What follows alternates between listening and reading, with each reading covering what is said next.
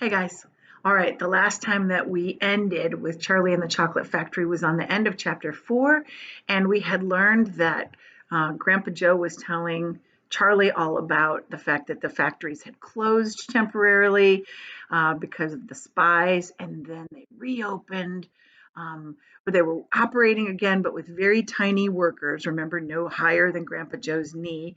And then the dad came home and he held up a headline in the newspaper that said Wonka factory to be opened at last to a lucky few. And that's where we're starting now. Chapter 5, The Golden Tickets. You mean people are actually going to be allowed to go back inside the factory? cried Grandpa Joe. Read us what it says, quickly. All right, said Mr. Bucket, smoothing out the newspaper. Listen. Evening Bulletin. Mr. Willy Wonka, the candy-making genius whom nobody has seen for the last 10 years, sent out the following notice today. I, Willy Wonka, have decided to allow 5 children, just 5, mind you, and no more, to visit my factory this year. These lucky 5 will be shown around personally by me and will be allowed to see all the secrets and magic of my factory. And then at the end of the tour, as a special present, all of them will be given enough chocolates and candies to last them the rest of their lives. Wow, this sounds like a good deal. So watch out for this. Watch out for the golden tickets. Watch out for 5 golden tickets that have been printed on golden paper, and these 5 golden tickets have been hidden underneath the ordinary wrapping paper of 5 ordinary candy bars. These 5 candy bars may be anywhere. In shops or streets or towns or countries, anyone in the world. Upon my counter where Wonka's candies are sold. And the 5 lucky finders of these 5 golden tickets are the only ones who will be allowed to visit my factory and see what it's like now inside. Good luck to you all, and happy hunting! Signed, Willy Wonka. That man's dotty, muttered Grandma Josephine. That means crazy. He's brilliant, said Grandpa Joe. He's a magician. Just imagine what will happen now. The whole world will be searching for those golden tickets. Everyone will be buying Wonka's candy bars in the hopes of getting the golden tickets. He'll sell more than ever before. Oh, how excited I would be to find one. And all the chocolate and the candies that you could eat for the rest of your life, said Grandpa George. Just imagine that. They'd have to deliver them in a truck, said Grandma Georgina. It makes me quite ill to think about it, said Grandma Josephine. Nonsense, said Grandpa Joe. Wouldn't it be something, Charlie, to open a bar of candy and see a golden ticket glistening inside? It certainly would, Grandpa. But there isn't any hope, said Charlie. I only get 1 bar of candy a year. You never know, darling, said Grandma Georgina. It's your birthday next year. You have as much a chance as anybody else.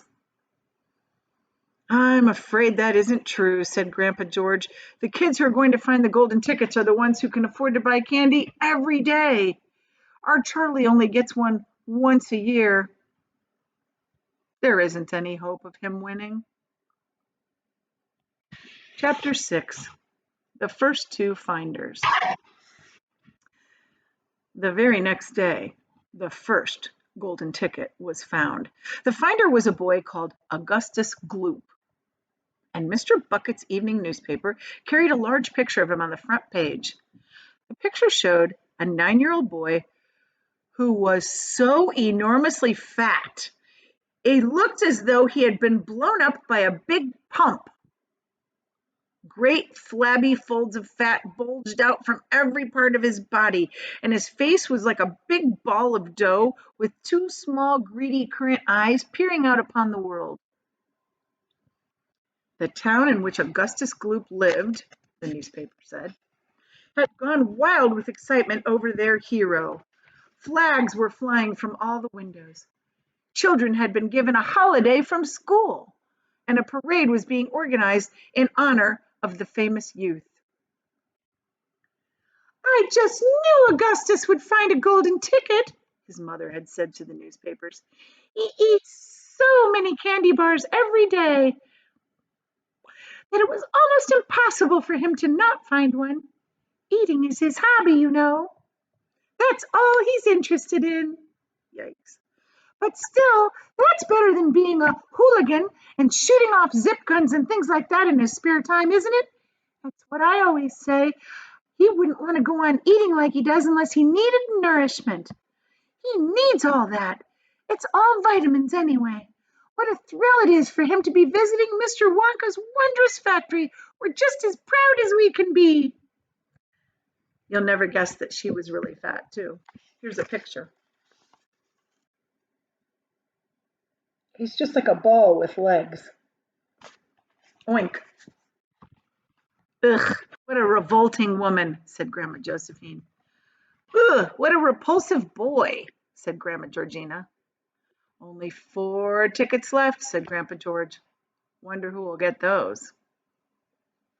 And now the whole country, indeed the whole world, seemed suddenly to be caught up in a mad candy-buying spree. Everybody searching frantically for those precious remaining tickets. Fully grown women were seen going into sweet shops and buying 10 candy bars all at the same time, and then tearing off the wrappers on the spot and looking eagerly underneath for the golden paper. Children were taking hammers and smashing their piggy banks and running out to the shops with handfuls of money. In one city, a famous gangster robbed a bank of over $5,000 and then spent the whole bunch of that on candy bars that same afternoon. And when the police entered his house to arrest him, they found him sitting on the floor amidst mountains of candy bars, ripping off the wrappers with the blade of a long knife. In far-off Russia, a woman called Charlotte Russe claimed to have found the second ticket, but it turned out to be a fake. In England, the famous scientist, Professor Foulbody, invented a machine which could tell you at once, without opening the wrapper of a candy bar, whether or not there was a golden ticket inside. The machine had a mechanical arm that shot out with a tremendous force, grabbed hold of anything that had the slightest bit of gold inside it. For a moment, it looked like it was the answer to everything. But unfortunately, while the professor was showing off the machine to the public at the candy counter of a large department store, the mechanical arm shot out and made a grab for the gold filling in someone's tooth in the back of that person's mouth who was standing nearby. There was a terrible scene, and the machine was smashed by the crowd. Suddenly, on the day before Charlie Bucket's birthday, the newspapers announced that the second golden ticket had been found. The lucky person was a small girl called Veruca Salt, who lived with her rich parents in a great city far away. Once again, Mr. Bucket's evening newspaper carried a big picture of the finder. She was sitting between her beaming father. Beaming means like smiling really bigly, really largely, bigly. Her beaming father and mother in the living room of their house, waving the golden ticket and grinning from ear to ear. Veruca's father, Mr. Salt, had eagerly explained to the newspaper exactly how the ticket was found. "You see, fellers," he said, "as soon as my little girl told me she simply had to have one of those golden tickets, well, I went out into the town and started buying up all the Wonka candy bars that I could lay my hands on. Thousands of them. I must have bought thousands of them. Hundreds of thousands. Then I had them all loaded onto trucks and sent directly to my own factory. I'm in the peanut business, you see, and I've got about 100 women working for me over at my place, shelling peanuts for roasting and salting. That's what they do all day long, those women. They sit there shelling peanuts. So I says to them, okay, girls, I says, from now on you can stop shelling peanuts and start shelling the wrappers off of these crazy candy bars instead. And they did. I had every worker in the place yanking paper off of those candy bars at full speed from morning until night. But 3 days went by and we had no luck. Oh, it was terrible. My little Veruca got more and more upset each day, and every time I went home, she would scream at me, "Where's my golden ticket? I want my golden ticket!" What a nice girl. And she would lie for hours on the floor, kicking and yelling in the most disturbing way. Well, sir, I just hated to see my little girl feeling unhappy like that, so I vowed I would keep up the search until I got her just what she wanted. And then, suddenly, on the evening of the fourth day, one of my women workers yelled, I've got it, a golden ticket. And I said, give it to me quick. And she did. And I rushed it home and gave it to my darling Veruca. And now she's all smiles and we have a happy home once again. Here's a picture.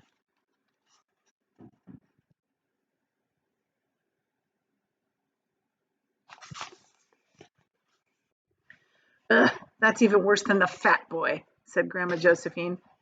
She needs a good spanking, said Grandma Georgina. I don't think the girl's father played it quite fair. Do you think so, Grandpa?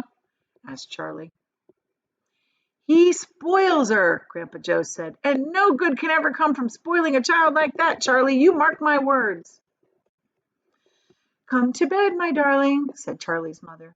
Tomorrow's your birthday, and don't forget, I expect you'll be up early to open your present. Notice that she said present, singular.